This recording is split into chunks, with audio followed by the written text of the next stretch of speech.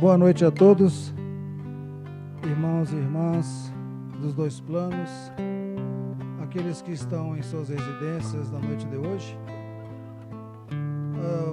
Boas-vindas no Parque Espiritual Monte Alverne, nesta última tarefa do sábado, que é a palestra pública. Hoje nós contaremos com a presença de nosso irmão Francisco Araújo, dirigente e trabalhador do Centro Espírita Chão de Flores, e também com a participação do nosso amigo Carlos Rubens, tocando músicas com violão. Nós vamos rapidamente citar as atividades que já estão em andamento em nossa casa, antes da prece inicial do Renato. Às segundas-feiras nós temos o estudo das obras de André Luiz, às 20 horas, sob a direção de Luiz Cláudio, aqui nesse auditório, aberto ao público. Na terça-feira, nós temos o Anel de Luz, como é carinhosamente chamada a estrutura que temos aqui, com passes coletivos, com meditações, começando também às 20 horas, com a participação dos trabalhadores da casa, sob a direção do Nuno. Na quarta-feira, o trabalho de cura mediúnica à distância, por enquanto, pelas normas de segurança. São feitas fichas com os interessados. Geralmente, no dia de sábado, após a palestra pública, é feita a ficha daqueles irmãos que têm interesse no tratamento à distância, recebem as orientações. E na quarta-feira seguinte, às 20 horas também, os médios se reúnem aqui no nosso salão, na sala especificamente de cura, para essa irradiação à distância. Na quinta-feira, nós temos o grupo de desobsessão, a primeira parte aberta ao público, a segunda parte restrita aos médiuns desta atividade, também às 20 horas, neste salão. Às sextas-feiras, nós iniciamos, há cerca de um mês, um trabalho de desenvolvimento mediúnico, aberto aos interessados, aqueles que tiverem condições de frequentar às 20 horas, todas as sextas-feiras, o desenvolvimento mediúnico, aqui neste salão. No sábado, nós iniciamos pela manhã com a farmácia fitoterápica, o plantão de passes, o bazar, a evangelização infantil, que para a alegria de todos voltou neste sábado, a idade a partir de 6 anos. O grupo jovem também, iniciando neste sábado, com a idade a partir dos 13 anos, aqui no Monte Alverne. Então, à noite, encerramos as atividades com a palestra pública. Qualquer dúvida, os irmãos podem acessar as redes sociais, Facebook, Instagram, temos as informações ali também. Fiquem à vontade. Essa palestra hoje está sendo gravada e irá brevemente para o canal do YouTube. Então, nós desejamos a todos uma excelente noite, as famílias aqui representadas em nosso salão e as famílias que estão nos seus lares também recebam o carinho do Monte Alverne. Vamos pedir ao Renato para fazer então a prece inicial da noite.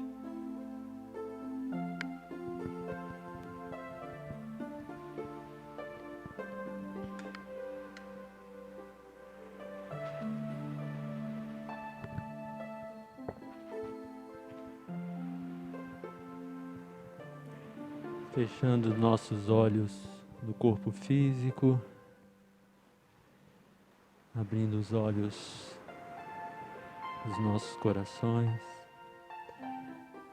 elevamos nossos pensamentos e sentimentos a Deus Pai, de infinito amor e de infinita bondade, para agradecer a oportunidade, Senhor, de estarmos aqui reunidos em nome do nosso Senhor e Mestre Jesus, na presença dos Espíritos amigos, benfeitores, que abençoam e trazem as luzes necessárias ao esclarecimento de todos nós, encarnados e desencarnados. Aqui estamos de corações e mentes abertas para receber os ensinamentos dos Espíritos que trazem a mensagem do nosso Divino Mestre. Maria Santíssima, também aqui esteja conosco, Senhora, envolvendo os nossos corações nesta noite. E que possamos todos receber o que aqui procuramos. Que assim seja, graças a Deus.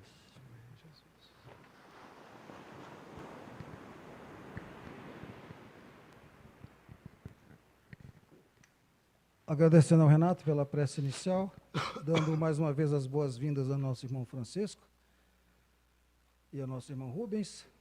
Palestra da noite de hoje, Fisiologia na Alma, é o tema escolhido. À vontade, meu irmão. Boa noite a todos. A gente fica muito feliz em retornar ao Monte Alverne, essa casa que nos acolhe com tanto carinho, com tanto amor, que nos dá a oportunidade da gente fazer o que a doutrina mais nos aconselha, que é buscar amar uns aos outros como Jesus nos amou e buscar a instrução. O espírita consciente, ele sabe que quanto mais ele estudar, mais ele vai ter prazer pelo estudo e vai sentir também mais necessidade do estudo.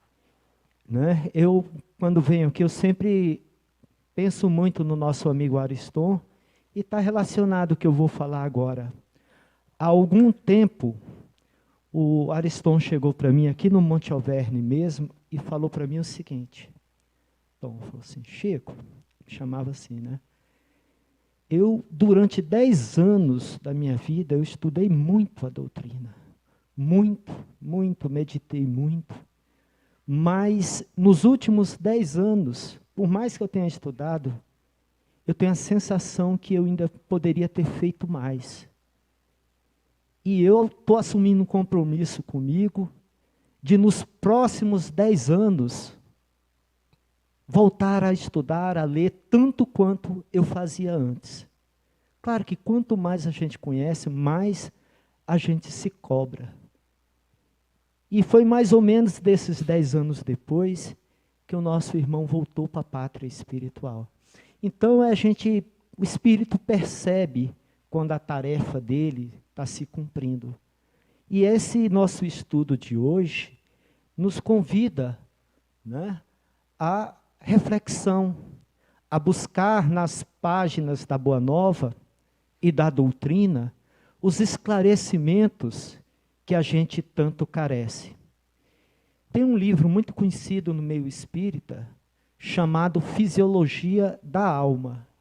Quando eu fui passar o título para o Sérgio, eu falei, não é fisiologia da alma que eu vou falar, é fisiologia na alma. Ou seja, pode apagar essa luz aqui, Sérgio? Acho que fica mais, essa aqui de cima, fica... Tá bom? Tá. Tá te atrapalhando? Não. Se estiver te atrapalhando, apaga. Atrapalha, né? Então tá. Ah, sim, ficou melhor. Então, é os efeitos do corpo físico no nosso espírito. E nos espíritos que se encontram em relação com a gente. Para vocês compreenderem um pouco mais as minhas palavras, há alguns anos passou um filme muito famoso aqui no Brasil, até por ser produção nacional, era uma comédia, Lisbela e o Prisioneiro. E em determinada parte do filme, muitos aqui vão lembrar, o personagem do Marcos Nanini, que fazia, né, representava um matador, né? Ele, em determinada parte do filme, ele fala, hoje eu estou com fígado azedo. Né? Para me matar um é como eu ia ali na esquina. Então é mais ou menos isso aqui. Né? Como os órgãos do corpo físico, eles influenciam no nosso estado espiritual, na nossa alma. Então, são os efeitos, influência dos órgãos do corpo humano em nosso estado espiritual. E aí a gente pode acrescentar em nosso estado psíquico, em nosso estado mental, porque estamos todos interligados. Em 1958, o Chico lançou um livro que falava muito de fisiologia, evolução em dois mundos. E Emmanuel, né, na apresentação do livro, Chico fala isso nos testemunhos dele, para a Sueli Caldas, que aquele livro era um adiantamento, né, uma antecipação do plano superior nos ataques às trevas, nos ataques dos adversários.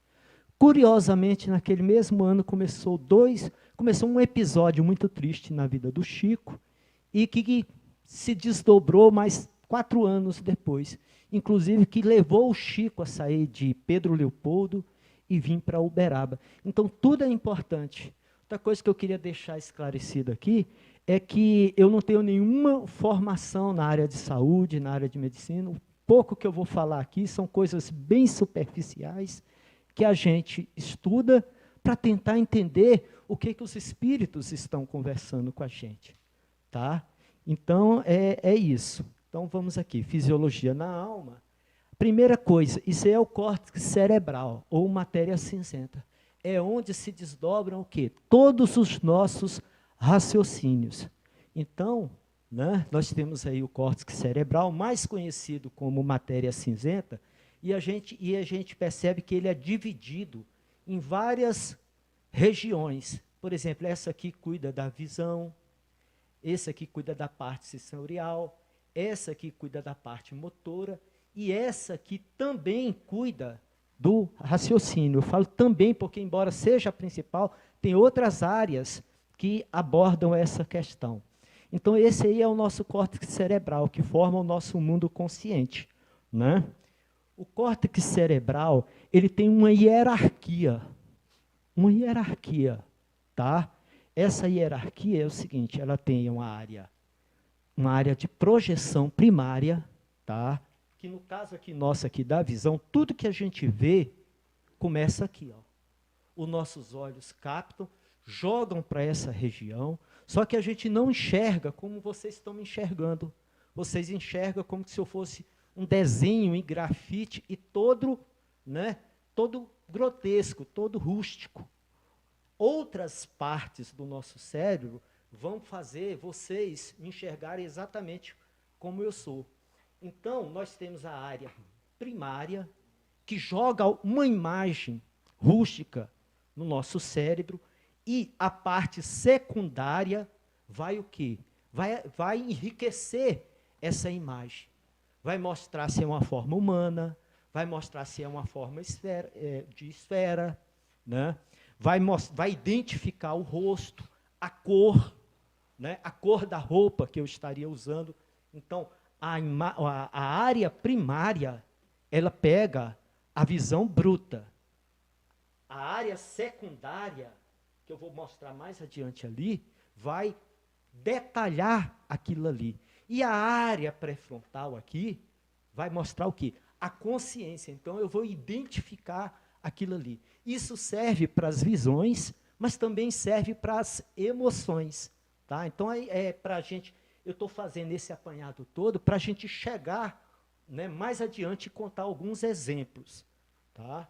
Então, o nosso cérebro ele tem o quê? Essa hierarquia aí, ó, né?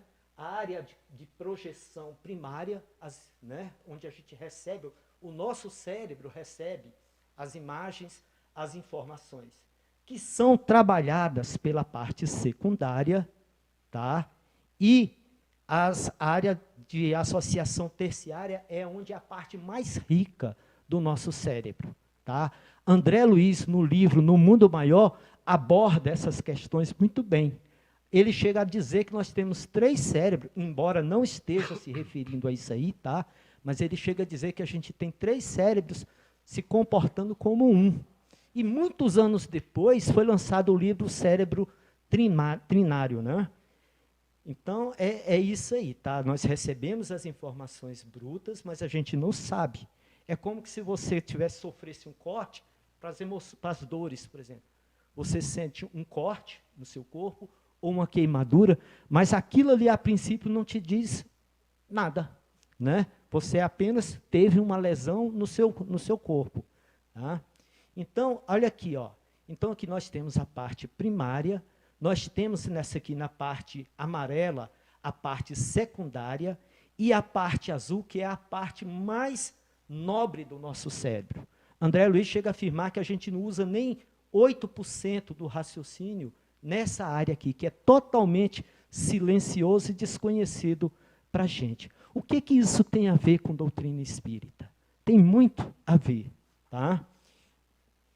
Outra coisa que é importante a gente saber, além dessa hierarquia com que as informações chegam no nosso cérebro e são trabalhadas, a gente tem uma porta de entrada e de saída dessas informações. Tá aqui, ó. Porta de entrada e de saída dessas informações. Ou seja, além delas, né, serem trabalhadas dentro do nosso mundo cerebral, elas têm essa porta de entrada e de saída aqui. Aonde que está? Qual região é essa aqui? Tá? Ela se chama giro do cíngulo. Né? E é essa região aqui. Ó. Todo o nosso raciocínio que a gente vai transformar em emoção, ela vem do córtex cerebral, tá? Ela passa pelo giro do cíngulo e depois vai ser trabalhada aqui dentro, aqui. Tá? Numa coisa chamada sistema límbico, que cuida das emoções. Vamos detalhar tudo isso mais à frente. Tá? Então, o giro do cíngulo, essa parte vermelha aqui, tá?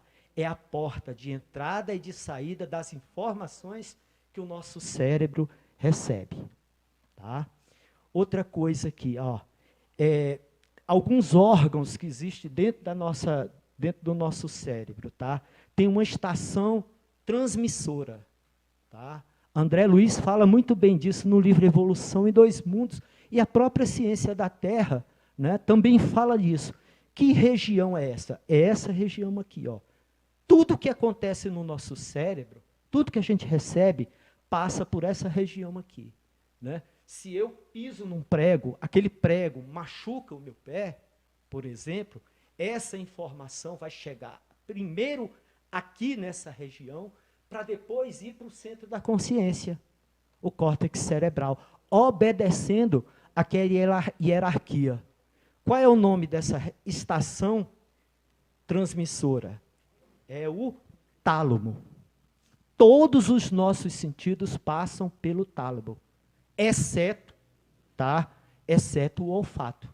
É o único sentido nosso que não passa por essa região aqui. Tá? Então, visão, audição, tato, paladar, dor, tudo que acontece com a gente, prazer, medo. Tá? Tanto é que essa região aqui todinha é chamada rota do medo.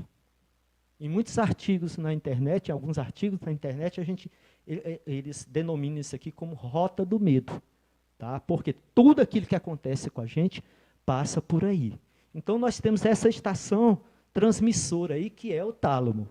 Outra coisa importante a gente saber é o seguinte, olha, é essa região aqui, ó. O que essa região aqui faz? Essa região, ela grava as memórias recentes e evoca as memórias antigas. O que é isso, tá? O que eu estou aprendendo hoje, à noite, quando eu durmo, isso acontece com todos nós, enquanto a gente está dormindo, essa região aqui, ela pega essa memória recente de hoje e joga para a memória definitiva, que é no nosso centro da consciência, naquele córtex que a gente falou. Está vendo como é que isso é importante para a gente? Ou seja, um fato que aconteceu conosco, quando a gente era criança, um trauma, é evocado por essa região aqui. E é jogado para o centro da nossa consciência. E isso vai afetar o nosso comportamento emocional e espiritual. Abrindo um destaque aqui, né, que na questão, por exemplo, dos obsessores nas nossas vidas e dos mentores. Eles conhecem tudo isso aí, tá? Porque quantos homens de saber, de ciência, de cultura, que não se evangelizaram, desencarnam e usam o conhecimento que tiveram na Terra para o mal. Então, essa região aqui, ela não só faz a gente gravar o que a gente está aprendendo hoje, como ir buscar aquela situação que a gente até esqueceu, que a gente não lembra, e em determinado momento surge na nossa vida como um trauma, tá? Isso pode ser estimulado, essa lembrança, por exemplo, por um obsessor, tá? Que quer te trazer uma lembrança desagradável. Qual é o nome dessa região? É o hipocampo. Tá? Ele grava o que a gente está aprendendo recentemente e faz a gente ir buscar os acontecimentos que há muito tempo afetaram a nossa vida. Tem essa região aqui, esse órgãozinho aqui também, que ele é muito importante. É esse órgão aqui, pequenininho, do tamanho de uma azeitona, que vai identificar as informações e colocar carga emocional nessas informações. O que eu estou querendo dizer com isso? Eu falei que se eu piso num prego, né? Se eu piso num prego, vai causar o quê? Uma lesão no meu órgão, no pé, né? No meu tecido, e isso vai gerar dor. Mas essa dor só vai ter carga até essa azeitona aqui, né?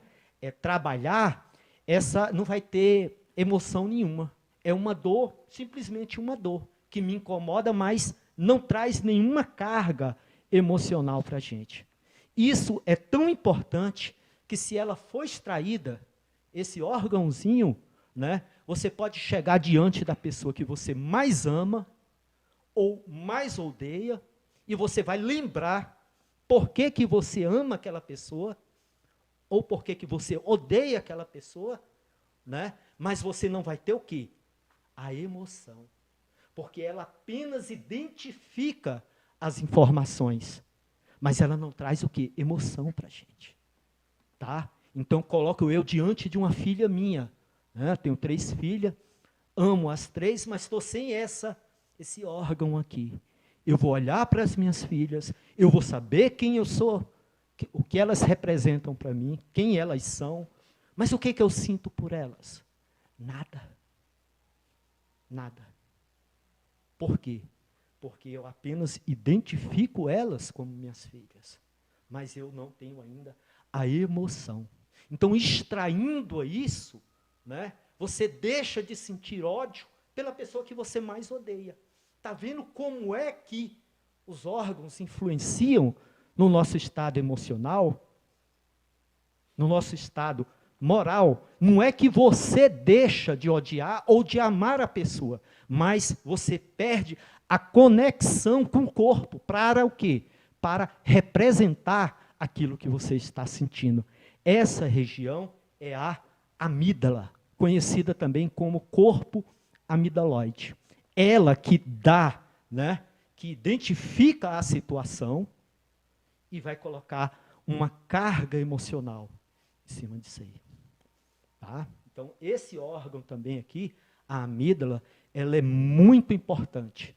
Ela que define o medo, ela que define amor, ela que define o ódio, o ressentimento, a mágoa, tudo parte dela. Então, quando ela se junta com o hipocampo, tá? O hipocampo traz uma lembrança, faz você lembrar de algo muito agradável ou algo muito desagradável, a gente vai ver mais adiante. A informação vai sair daqui, ó, se é de uma área terciária, algo que aconteceu há muito tempo, vai sair daqui, dessa região pré-frontal, vai percorrer o hipocampo e vai chegar até ela. E aí você vai reagir com o seu estado espiritual atual. Não, eu já venci isso, eu já perdoei. Ou então você vai sentir toda a raiva que você tinha daquela pessoa.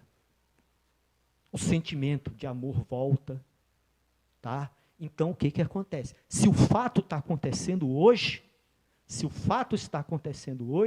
a informação vem de uma área primária ou secundária. Se é algo muito distante, vem da área terciária, tá? Então, você lembra daquele fato, esse fato vai ser trabalhado dentro da rota das emoções ou rota do medo, e a amígdala vai te ajudar a colocar o quê? A carga emocional que você quer nela. Então, quando o Frederico Evandro, que é o matador do filme, fala, para mim, matar um é como ir ali na esquina, não é que o fígado dele está colocando o instinto assassino. Não, é que ele está sendo influenciado pelo corpo para colocar para fora aquilo que ele é. Senão a gente morreria e viraria o quê? Santo. Porque quando a gente desencarna, tudo isso aí se dissolve. Não é isso? É devolvido, como o Chico dizia, para a Mãe Terra. Então, a amígdala é esse órgão identificador, tá? Que vai colocar emoção nos nossos sentimentos. Identificar e colocar emoção. Órgão relacionado aos hormônios e à alteração fisiológica, tá? Então, tem um órgão que é relacionado, ele ativa os hormônios, né?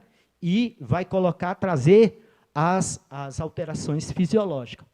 Por exemplo, você está diante de um fato que te causou um susto muito grande, ou te trouxe uma sensação de paz, né? Onde é que está isso? O hipotálamo. O hipotálamo que vai trabalhar isso aí e vai segregar, tá? Libera os hormônios promovendo as alterações fisiológicas. Então, é por isso que você vê aquela pessoa, você lembra daquilo que aquela pessoa te fez, tá? Você busca essas informações, você joga essas informações na amígdala, e a amígdala vai denunciar o seu estado espiritual. Ela vai mostrar se você foi capaz de perdoar aquela pessoa, ou você vai começar o quê? A remoer tudo aquilo ali novamente. Uma vez uma pessoa me falou o seguinte, olha, tem 30 anos que eu odeio fulano, e citou uma outra pessoa. E quando eu vejo ele, eu noto que o meu ódio é muito maior do que no primeiro dia que ele me fez aquilo ali. Interessante, né? É o quê? Ele busca a lembrança do que aconteceu e vai trabalhar, e vai segregar os hormônios, que vai alterar o corpo dele. Às vezes é um fato que acabou de acontecer, como o caso de uma criança de 8 anos, que era só ela e o pai foi assassinado num assalto, e aquela criança ficou aos cuidados de outra pessoa. Aquela criança passou a noite inteira vomitando, a ponto de não ter mais o que vomitar, com diarreia, né, chorando, sem sono, não conseguia dormir. Tudo um fato que acabou de acontecer. Ou seja, né, ela ficou sabendo da situação e a situação começou a desencadear tudo aquilo ali. Então, há situações que você acorda para aquela situação e você já muda todo o seu estado. E o pior, que os espíritos trabalham muito bem isso aí. Uma trabalhadora lá do nosso Chão de Flores, uma das que eu mais admiro, hoje está no mundo espiritual, né? Ela me dizia o seguinte, Francisco, o dia da reunião de desobsessão, minha pressão vai lá em cima. Meu ataque cardíaco ataca, literalmente. E só depois que eu estou na mesa de oração, à medida que os trabalhos se desenvolvem, é que some tudo. É o que isso? É a emoção, porque vai trabalhar, ou é alguém, né? Emmanuel fala, né, que se o desertor do bem soubesse as ciladas de sombra com que as trevas lhe furtarão a alegria de viver, não desertaria do trabalho. Então, muita coisa acontece, tá? Então, às vezes, esses irmãos conhecem essa situação, tá? Então, os hormônios, eles vão alterar o quê? O nosso estado emocional, a nossa pressão arterial, né? Vai fazer aparecer dores, fantasmas, situações. E isso ocorre também a nível de alucinações, como a gente vai ver mais adiante. Né? Então, é a hipófise aqui, né? Que libera os hormônios por ordem do hipotálamo. Tá? O hipotálamo ele controla toda a nossa vida, mas né, ele dá a ordem, mas quem libera os hormônios é esse aqui, ó, é a hipófise. Tá? Embora ele também faça alguma coisa. Aqui, olha, isso aqui, ó, hipocampo e fórnix. Olha aqui, ó, onde é que fica a amígdala. Hipocampo é isso aqui, ó, essa região aqui. Ó. Isso aqui também vai ser importante para a gente, corpo mamilar. Tá? Quando a gente fala, por exemplo, que todos os sentidos passam pelo tálamo, André Luiz diz lá no livro que menos o olfato, ele passa pelo corpo mamilar. E através de algumas fibras, ele chega até o tálamo. Ou seja, o que André Luiz quis dizer com isso? Que tudo passa pelo hipotálamo. O olfato, passa indiretamente. São informações que a gente está passando aqui.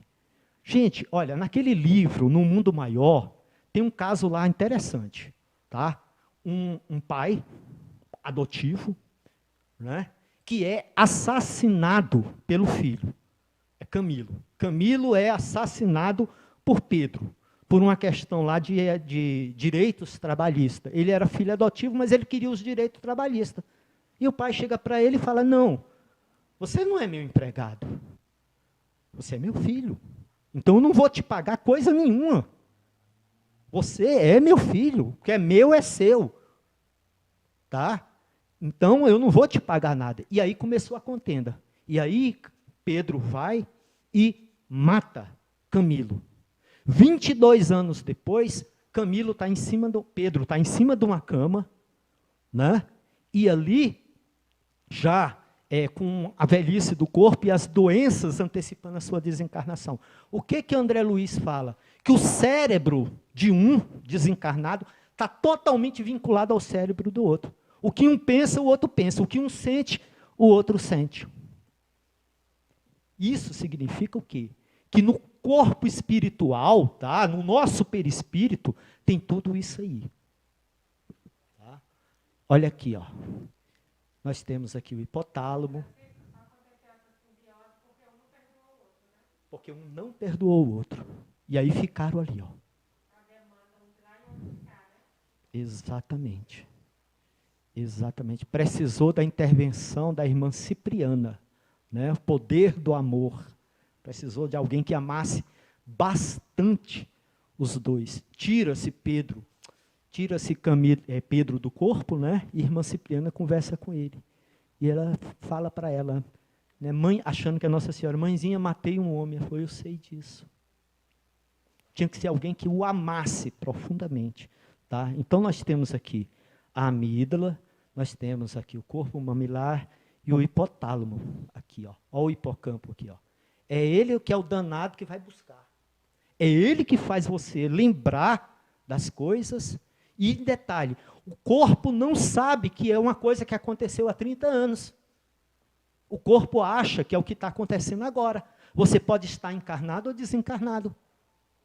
Um caso que me chamou bastante atenção foi uma jovem que ela morreu, né, nesses casos de violência sexual há muitos anos, e ela estava se manifestando ali como que se a agressão estivesse acontecendo naquele momento. Quem lê o livro Dramas da Obsessão, de Dr. Bezerra de Menezes, tem um caso semelhante. Né? A jovem foi morta, a família toda foi morta, ela, com a grandeza de alma muito grande, né? Um espírito muito elevado, ela conseguiu perdoar. O pai e os irmãos dela ficou vinculado aos agressores. Então, ela conseguiu perdoar logo, ela se liberta. Quando o doutor Bezerra de Menezes chega para dialogar com eles, né, com os verdugos, que inclusive já tinha causado suicídio na família e estava querendo ocasionar novos, aí ele fala, mas isso aconteceu há tanto tempo, 400 anos, está lá no livro. Aí o espírito retruca, não, foi ontem. É o quê? Mesmo em espírito, a gente evocando essa situação, ficando, né, nesse monoideísmo aí. e a gente fica o tempo que for, até se libertar, até conseguir perdoar. O corpo físico e o corpo espiritual que tem tudo isso aí não sabe. É igual quando você tem um sonho. Por que o sonho você acorda suado, você acorda com medo, você acorda tremendo? É um fato irreal que está acontecendo só na sua mente ou no seu corpo espiritual. Mas o seu cérebro não sabe que é um fato assim. Tá? Então vamos dar prosseguimento. Então até agora a gente falou do corpo físico. Tá? Mas no perispírito tem os mesmos órgãos, tudo isso que a gente falou. Tá? E mexe o quê? Com o espírito. Tem no corpo, tem no perispírito e mexe com o nosso espírito. Tá? Olha aqui, ó. No conhecimento do perispírito está a chave de inúmeros problemas até hoje insolúveis. Essa frase é de alguém muito famosa no movimento espírita. Tá? No conhecimento do perispírito está a chave de inúmeros problemas até hoje insolúveis. Allan Kardec, o Livro dos Médiuns. Tá? Por quê? Porque nós mexemos, o nosso perispírito, ele trabalha todas essas substâncias, como a gente vê nas obras espíritas. Tem no mesmo livro, No Mundo Maior, tem um caso de uma jovem lá, Cândida e Julieta. Julieta é a mãe, Cândida, aliás, Cândida é a mãe, Julieta é a filha. O que acontece? A mãe tinha um comportamento exemplar. Era uma dona de casa, era humilde, era trabalhadora, vivia da costura. O que aquela mãe fez, já no final da vida, já velhinha, doente, né? Os recursos já não dava, ela já não conseguia mais trabalhar na costura. A filha foi se apavorando e começou a trabalhar numa casa noturna. Né? E aí, o que acontece? Ela estava levando um choque mental, no remorso, entre o que a mãe ensinou para ela com exemplo e o que ela estava fazendo. O benfeitor Calderaro chega lá com os outros espíritos, né, e vê que o cérebro dela, essa massa cinzenta aí, estava amolecendo, uma espécie de amolecimento. Cita até a doença lá. Aí Calderaro explica que o conhecimento faz a gente evoluir sempre. Chega um momento que a gente ou coloca em prática aquilo que aprendeu, ou a gente simplesmente enlouquece. Então, a hipocrisia, por exemplo, ela não é praticamente um defeito. Ela é um defeito quando a gente, né, usa de forma consciente e dissimulada para enganar, para parecer o que não é. Né? Mas a hipocrisia em si é o quê? Aquilo a gente ainda não consegue ser aquilo que é, e estamos nos esforçando para ser. Por quê? Que a hipocrisia é quando os seus sentimentos não correspondem àquilo que você está falando. Você chega para uma pessoa e fala o seguinte, ó, tem duas maneiras. Eu te amo, sem estar sentindo. De duas, uma. Ou você reconhece a importância que aquela pessoa tem na sua vida e está falando isso até para que esse sentimento verdadeiramente venha a surgir, ou você está simplesmente dissimulando. Nesse caso, uma hipocrisia. Então, todos nós aprendemos, nos esforçamos, lutamos contra nós mesmos, porque a nossa personalidade de hoje, ela é fruto de várias existências. Os espíritos já falaram isso para a gente. Né? Então, é isso. Olha só, aqui nós temos um caso aqui de simbiose, tá? Simbiose inferior. E a gente tem aqui um caso aí de simbiose benigna. Então, as influências espirituais, nós atraímos, isso é uma ilustração que fizeram do livro Voltei, né? Quando o irmão Jacob desencarna, ele está andando na rua e vê, né, os encarnados, inclusive indo para o velório dele, né, cada um com suas companhias espirituais. E ele encontra um espírito com uma espécie, né, uma forma de polvo, como ele diz, subjugando as forças do outro. Agora imagine, todas essas energias sendo trabalhadas na mente dessa criatura aí, e você em sintonia plena com essa inteligência. Você nem percebe que você está o quê? Com uma criatura espiritual deformada, com uma criatura espiritual viciada, né, do seu lado. Por outro lado, a gente também conquista, né, o afeto e a ajuda daqueles que tentam nos influenciar para o bem. Então, nós temos as nossas energias que são trabalhadas dentro da nossa mente, e nós temos o quê? Também dos amigos espirituais. É por isso que André Luiz é esclarecido nesse ponto. Ele vê vários fios viscosos saindo do cérebro de Camilo, né, com aquele sentimento horroroso do filho adotivo, e vê aqueles mesmos fios fluídicos também alimentando o cérebro de Camilo.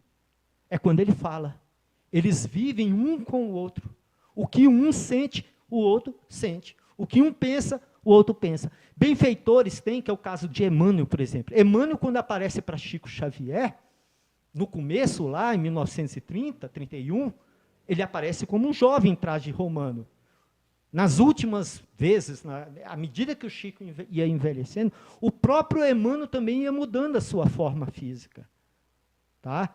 Tamanha ao quê? A sintonia que existia entre ambos. Então, nós temos o nosso cérebro que atua decisivamente no nosso comportamento e, além disso, nós atraímos espíritos.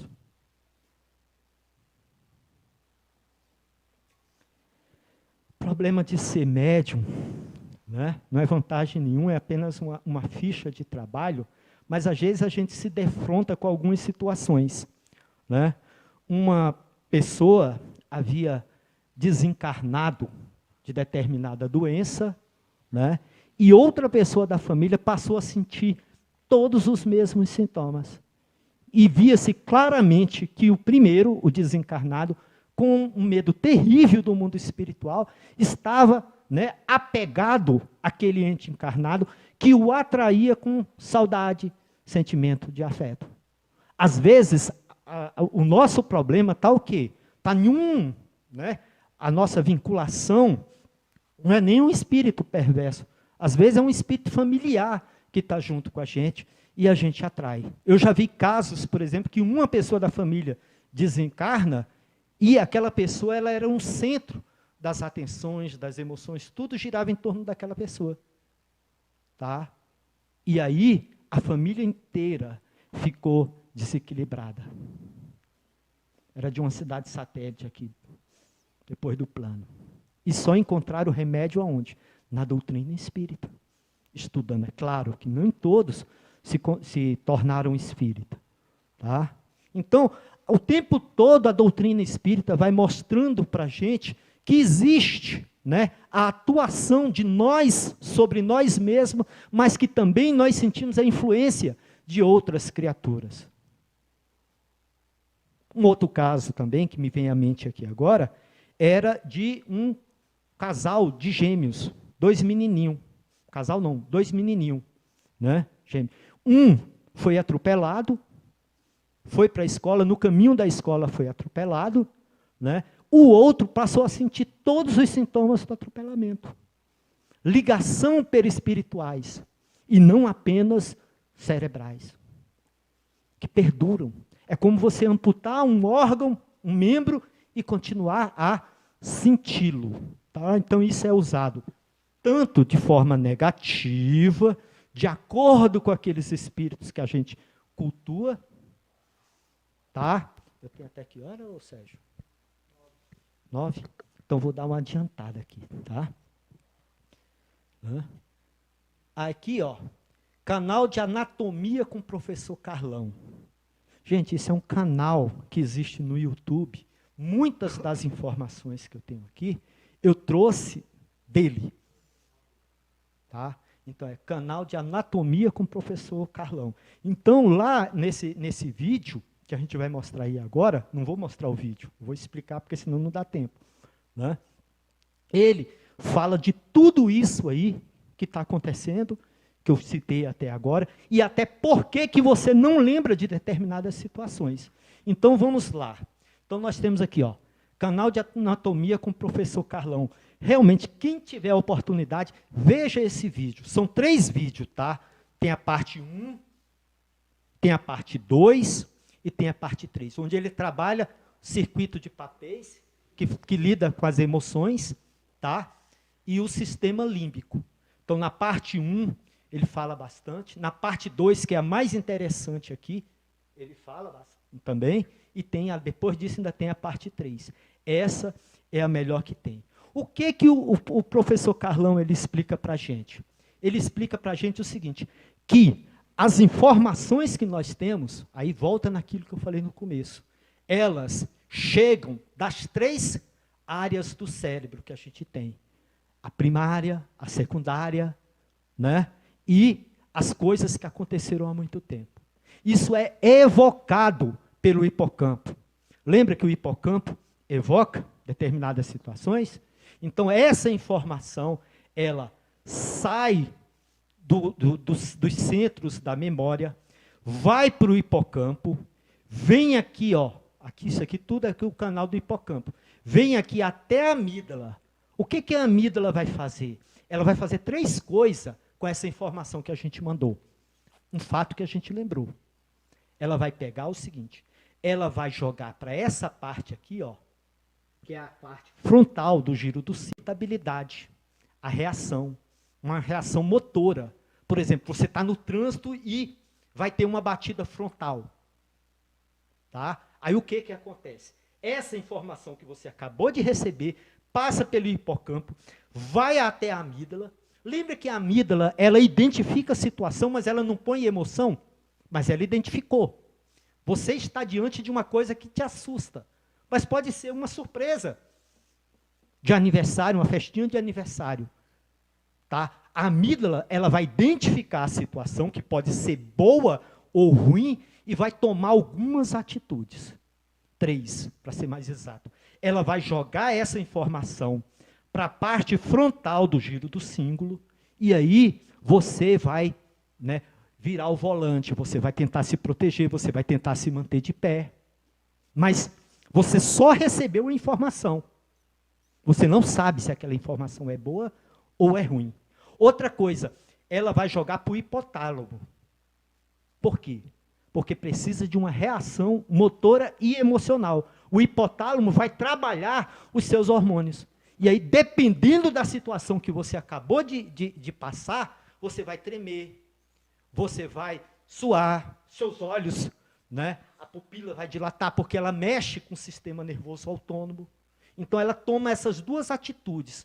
Por quê? Porque você tem que tomar uma decisão rápido. Você está diante de um fato que te agride. Ou não, um fato agradável. Para que você identifique, tá? A amígdala ela faz 3 coisas, eu falei. A primeira é jogar para o hipotálamo, para ver uma reação hormonal. Jogar para o giro do cíngulo, para ver o quê? Uma reação motora sua, para te proteger, tentar se segurar. Tá? Você está caindo e você vai tentar se segurar. E o que ele vai fazer? A terceira coisa que ele faz é devolver, colocar emoção. Ele identifica e coloca emoção. Mas você só vai saber quando isso chegar aqui, ó, no córtex frontal. Se é uma decisão que você tem que tomar rápido, sua vida está em risco, às vezes não dá tempo. Quando a informação voltar para o hipocampo e chegar até o corpo mamilar aqui, para ir para o cérebro, pode ser tarde demais. Por isso que a amígdala, primeiro ela toma essas 2 decisões aqui, até você ter tempo de entender o que está acontecendo. Tá? Aí a informação volta para cá. Quando a informação volta para cá, que já houve uma reação fisiológica e motora, você já tomou as decisões que precisava, tá? Aí que você vai saber. Um cheiro. Você sente um cheiro de uma pessoa. Aquele cheiro vai te lembrar uma pessoa que te fez muito mal. Ou te fez muito bem. Uma pessoa extremamente agradável. Você sentiu o cheiro. O que a amígdala vai fazer? Vai jogar para aqui, para o giro do 5, para você tomar uma atitude. Vai mexer com seus hormônios. E só depois que chegar aqui, na parte consciente, pré-frontal, que é a área terciária, é que você vai saber. Nossa, esse perfume é o perfume do fulano. Que pessoa boa. É o perfume da fulana. Que pessoa agradável. Ou, nossa, esse perfume, eu não gosto nem de sentir esse cheiro. Quando tudo isso aqui aconteceu. Mas, olha só. Quando ele toma essas decisões hormonais aqui, física, e chega até aqui, né, no giro do símbolo, ele vai devolver a sua área consciente e você vai ter consciência de tudo que está acontecendo. Mas há casos em que ele entra numa espécie de vício. Você passa pela situação, você lembra o hipocampo, busca a informação, joga na amígdala, a amígdala ativa os hormônios, ativa a sua área motora e vai voltar. Quando vai chegar aqui no giro do símbolo, lembra que ele é porta de entrada e de saída? Para devolver, para você saber o que aconteceu, essa informação não sobe. E isso acontece, por exemplo, quando você está dormindo. Ou quando você tenta esquecer algo que foi extremamente desagradável. Aí você, né? Porque quando você sonha, o seu cérebro não sabe que aquilo ali são imagens. O seu cérebro não sabe que aquilo ali está acontecendo a nível de corpo espiritual. Você se desdobrou e está acontecendo. E você encontrou, por exemplo, com um obsessor que tenta te aterrorizar, ou com um benfeitor. Nossa, hoje eu acordei com uma sensação boa. Eu tenho a impressão que eu tive com mamãe em algum lugar. Ou, nossa, hoje eu acordei com o coração apertado, aquela dor, né? Tremendo o tempo todo, me arrepiando. O que aconteceu? Não sei. Por quê? Porque a informação, ela ficou aqui, do giro do símbolo, volta para o hipocampo, a amígdala faz. Então você vai tendo toda aquela alteração fisiológica e não sabe de nada. É o que mais acontece, as pessoas passarem por situações, eu tenho um sentimento de culpa. Como acontece isso nas nossas fichas? Não é, Ildênio?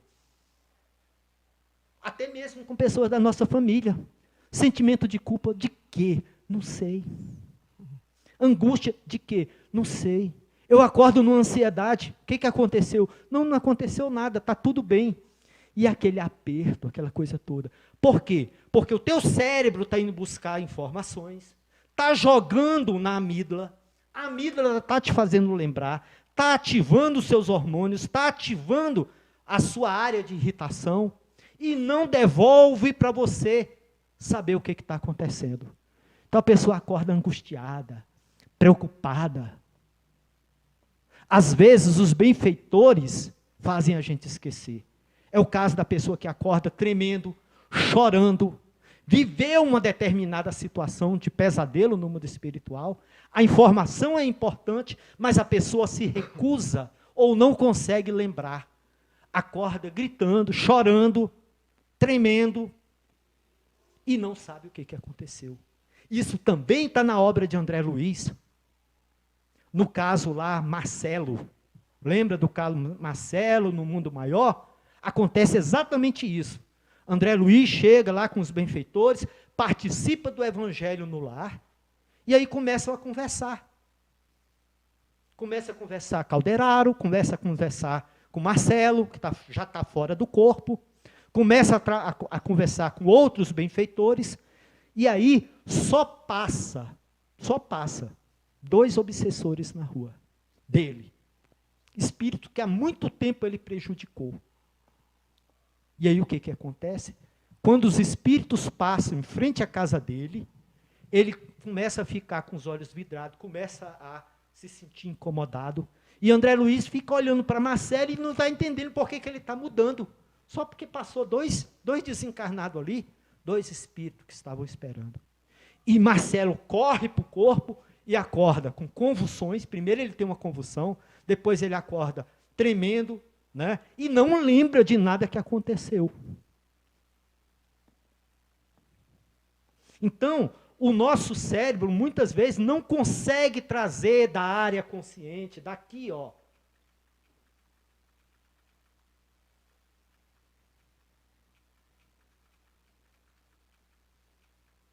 Não consegue trazer daqui, né?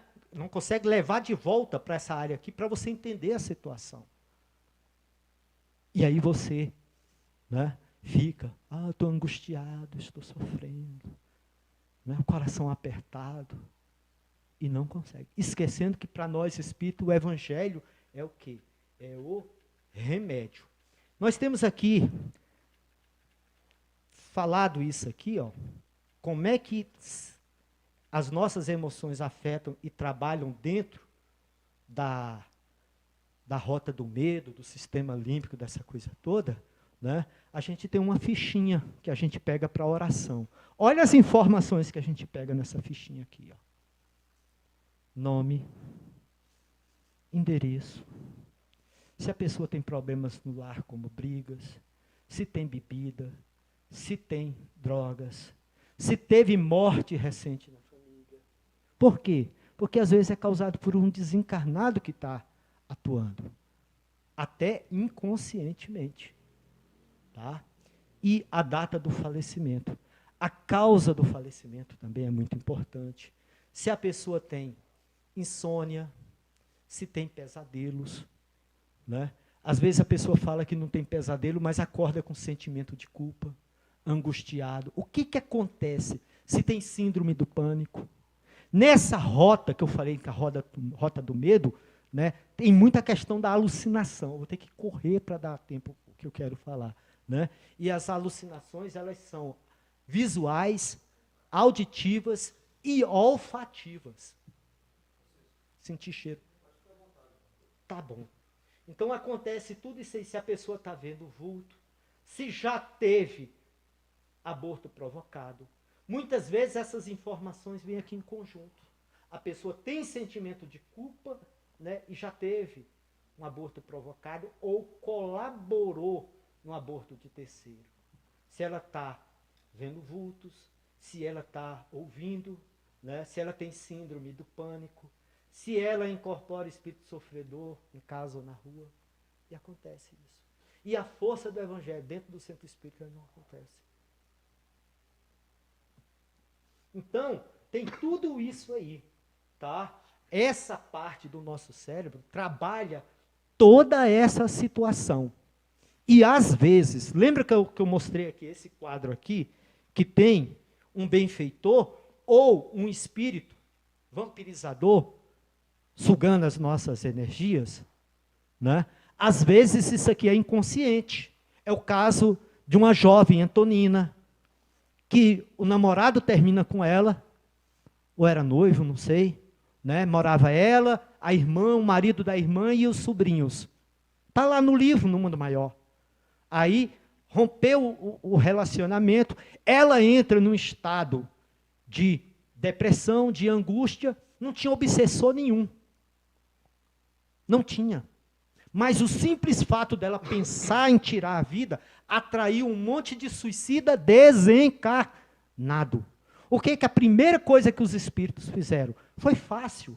Como não havia uma ligação, né, muito densa, de uma situação antiga, de um conflito passional, de uma situação até de vida passada, foi fácil.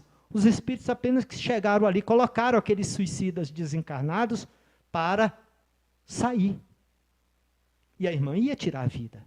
Aí quando ela pega o copo de veneno, o que vai colocar na boca, o que o benfeitor chega e fala?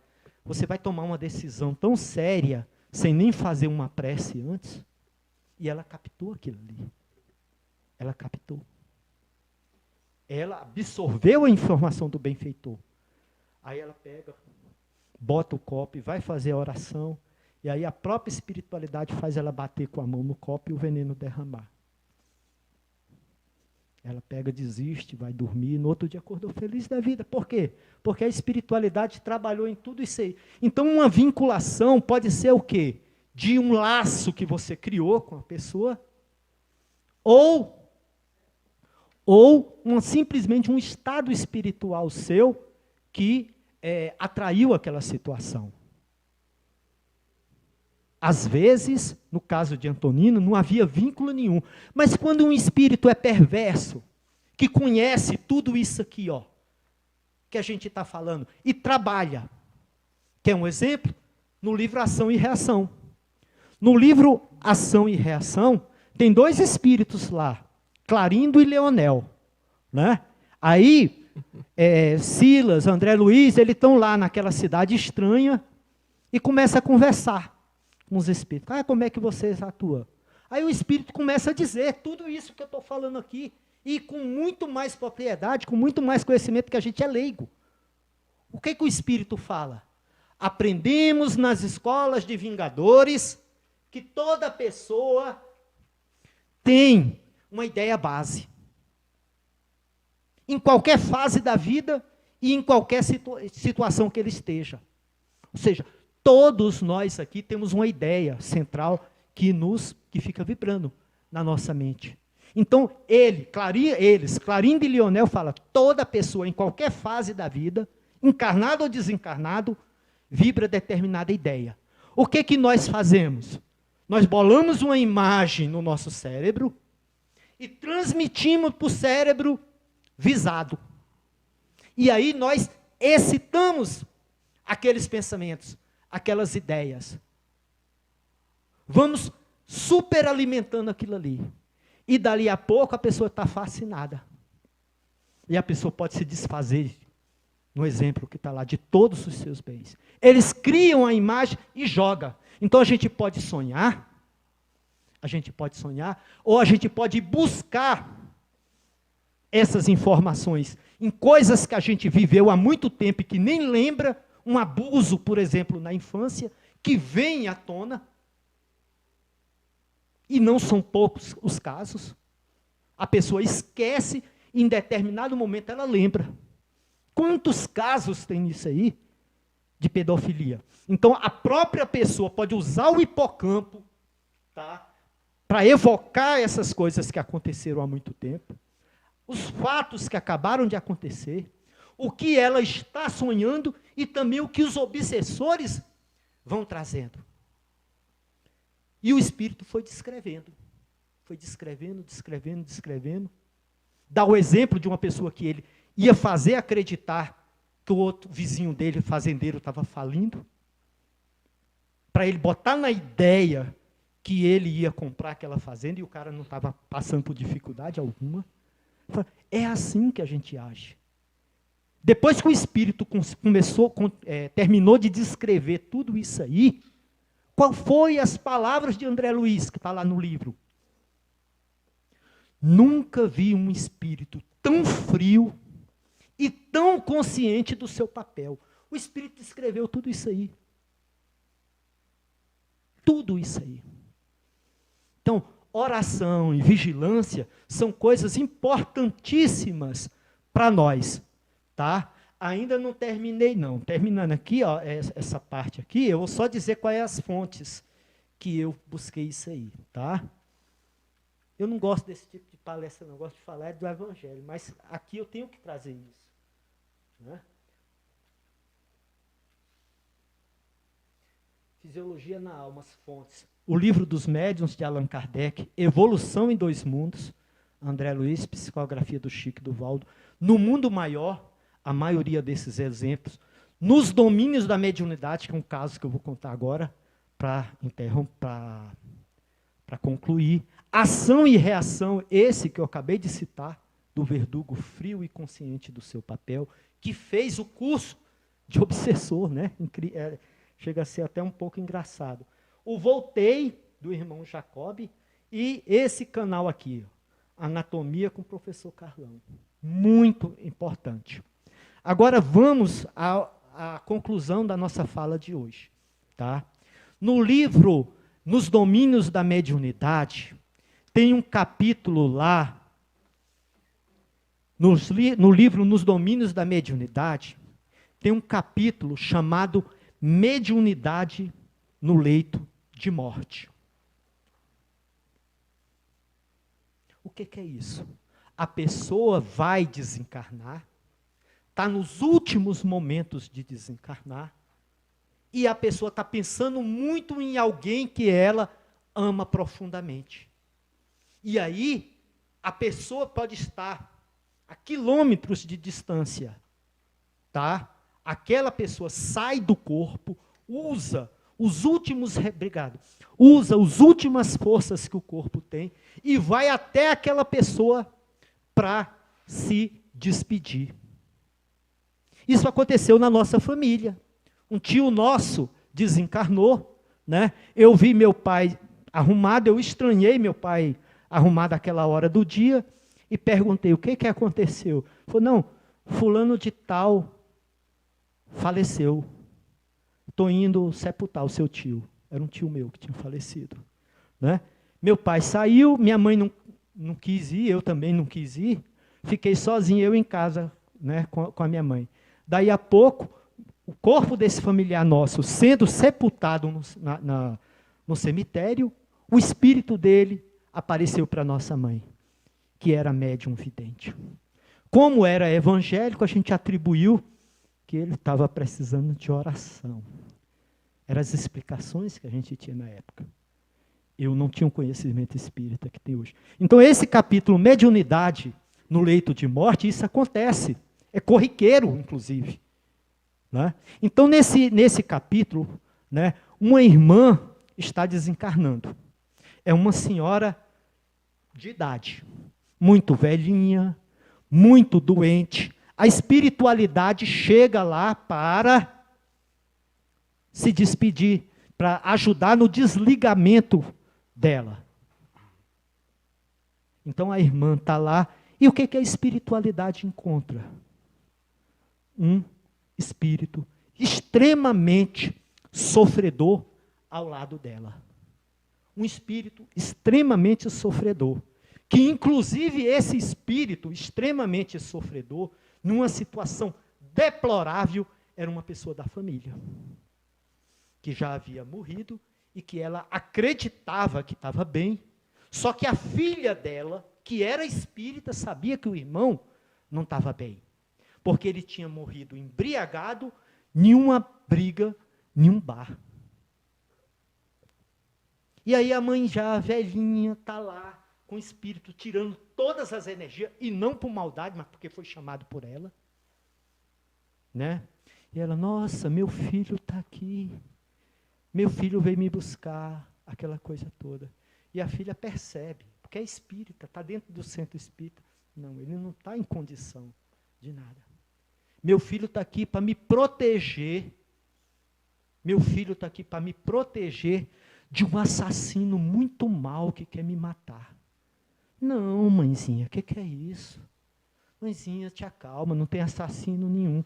Tem um assassino aqui que quer me matar. Olha, eu sinto as mãos dele pegando no meu corpo. Aí André Luiz, nossa, é comovente uma senhora de idade, em estado terminal, com tamanho desequilíbrio, com alucinações visuais, alucinações auditivas.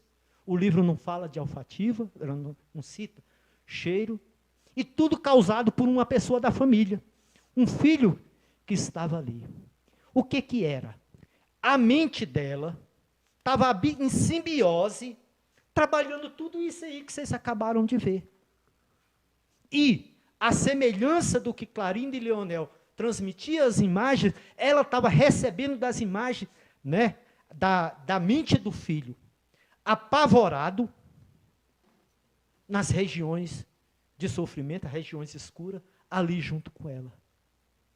Usufruindo das últimas energias que a mãezinha tem. E quem era o terrível assassino que queria tirar a vida dela? O assassino do filho. Está lá no livro, gente. Ou seja, ela não só atraía a imagem de um desencarnado, a presença de um desencarnado, captava as imagens do cérebro dele, os sentimentos, as emoções do cérebro dele, passava para o cérebro dela e ia corrompendo todo o lado fisiológico dela.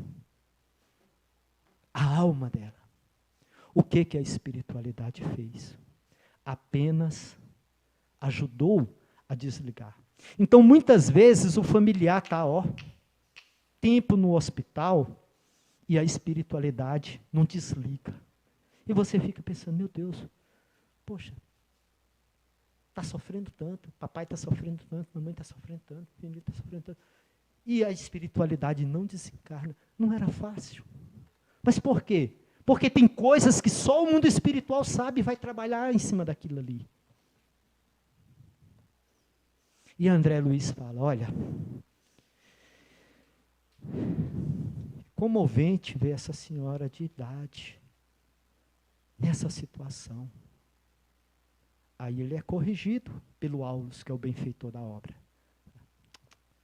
Lembre-se que a nossa irmã, né, embora o estado fragilizado do corpo e mental e a idade avançada, é uma situação passageira para o espírito eterno.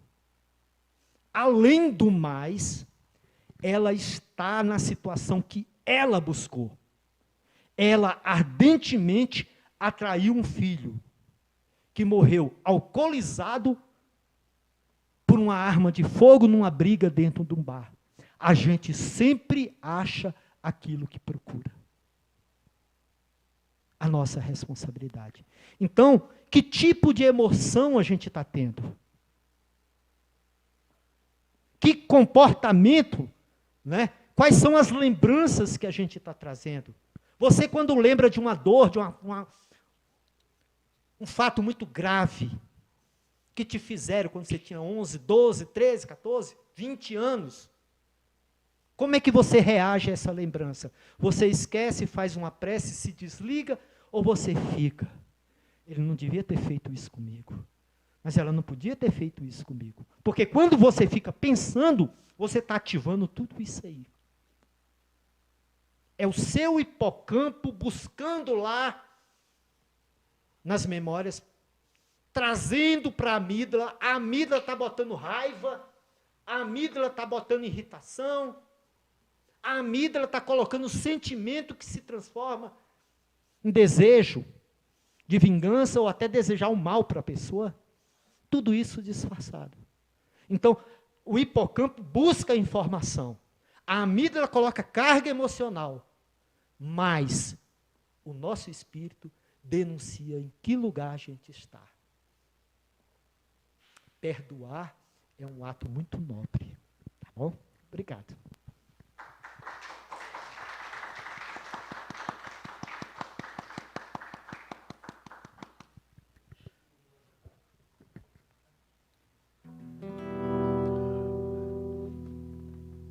Ele me pediu para cantar essa canção, que eu acho interessante também, para que a gente possa valorizar os momentos da gente. Jesus Cristo, Jesus Cristo, Jesus Cristo, eu estou aqui. Jesus Cristo, Jesus Cristo, Jesus Cristo, eu estou aqui. Olho pro céu e vejo uma nuvem branca que vai passando. Olho pra terra e vejo uma multidão que vai caminhando. Como essa nuvem branca, essa gente não sabe aonde vai. Quem poderá dizer o caminho certo é você, meu Pai.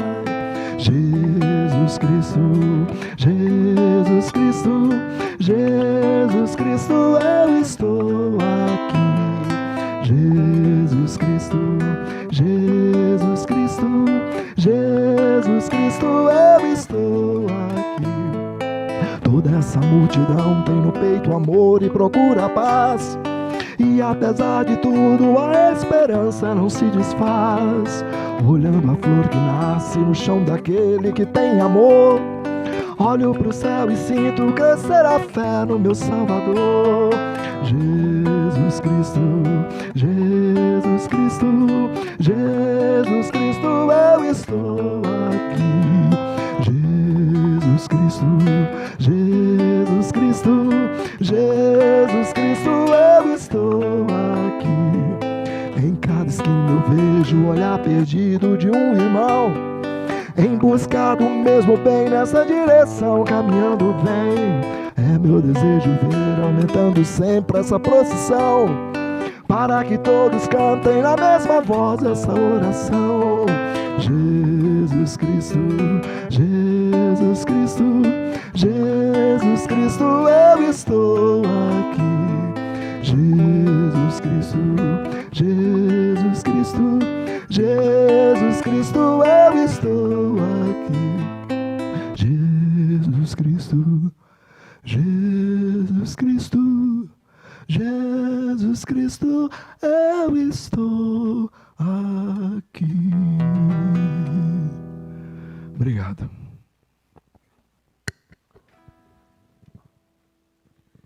Muito bem, meus irmãos, agradecemos a presença do Francisco e do Carlos Rubens nesta noite. Essa palestra muito elucidativa para todos nós. Vamos pedir a Isa para fazer a nossa prece final. Aos médiuns presentes, por gentileza, se postarem aqui à frente do nosso palco para o passe coletivo, pedindo à espiritualidade o amparo necessário.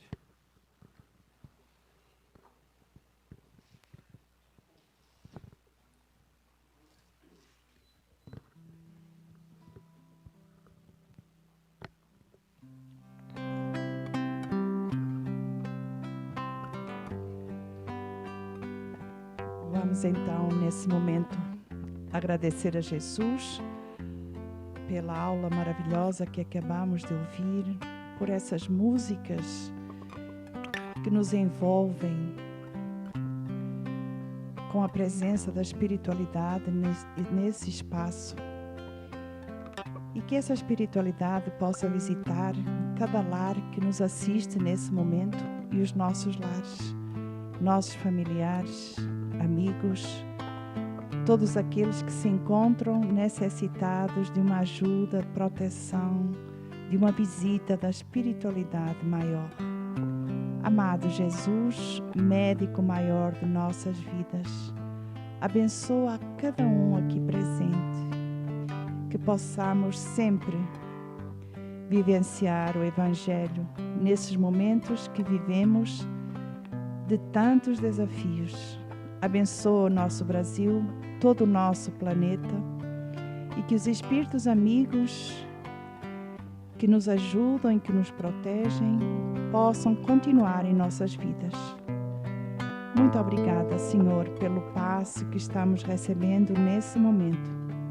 Que essa paz que aqui sentimos possa nos acompanhar durante toda a semana.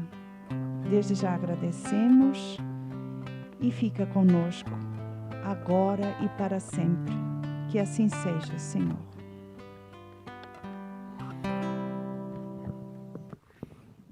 Graças a Deus. Monte Alverne agradece a presença de todos. Que tenhamos uma excelente noite, uma ótima semana pela frente.